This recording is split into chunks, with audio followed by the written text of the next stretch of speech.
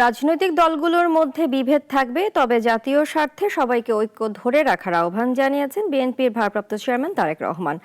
পল্টনের বিজয় rally পূর্ব সংক্ষিপ্ত সমাবেশে এসব কথা বলেন তিনি। অন্ধকার থেকে আলোর পথে যাত্রার সুযোগ এসেছে জানিয়ে তিনি গণতান্ত্রিক দলগুলোকে এগিয়ে আসার তাগিদ দেন। জুলাই গণ অভ্যুত্থানের মাসব্যাপী কর্মসূচির শেষ দিনে পল্টনে সংক্ষিপ্ত সমাবেশ ও বিজয় র্যালির আয়োজন করে বিএনপি। আর কর্মসূচিকে ঘিরে সকাল থেকেই সমাবেশস্থলে ঢাকাসহ আশপাশের নেতাকর্মীরা জড়ো হন। সংক্ষিপ্ত সমাবেশে বিএনপি নেতারা অভিযোগ করে বলেন, নির্বাচনের সময় ঘোষণা হওয়ায় ষড়যন্ত্র শুরু হয়েছে।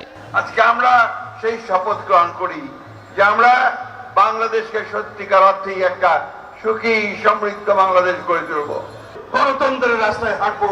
আমরা সকল গণতান্ত্রিক শক্তির ভিতরে কোনো বিভেদ চাই না। যারা বিভেদ সৃষ্টির চেষ্টা করছে তারা বাংলাদেশের পক্ষের শক্তি না।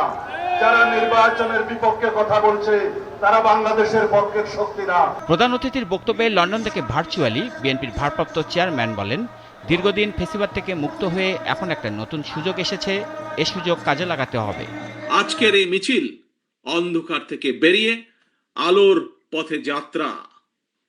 তবে প্রিয় ভাই বোনেরা, প্রিয় দেশবাসী, তবে এ যাত্রা কিন্তু খুব সহজ নয়। ফ্যাসিবাদ, উগ্রবাদ, চরমপন্থা যাতে আলোর পথে অন্ধকারের রেখা টেনে দিতে না পারে, এই ব্যাপারে গণতান্ত্রিক আমি জনগণকে, গণতান্ত্রিক আমি বাংলাদেশের প্রতিটি ভাই বোনকে আমি সদা সতর্ক থাকার আহ্বান জানাই।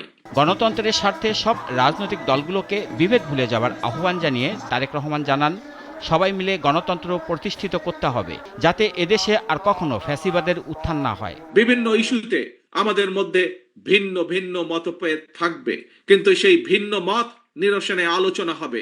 তবে জাতীয় ইস্যুতে গণতন্ত্রের পক্ষের রাজনৈতিক দলগুলোর মধ্যে যাতে মুখ দেখাদেখি বন্ধ না হয়, সেই লক্ষ্যে জাতীয় স্বার্থে আমাদের সকলকে ঐক্যবদ্ধ থাকা প্রয়োজন এবং প্রয়োজন। বক্তব্য শেষে বিএনপির এ শীর্ষ নেতা বিজয় র্যালির উদ্বোধন করেন, যা পল্টন থেকে শুরু হয়ে নাইটেঙ্গেল মোড় হয়ে পুরানা পল্টন দিয়ে প্রেস ক্লাবের সামনে থেকে মৎস্য ভবন হয়ে শাহবাগে গিয়ে শেষ হয়।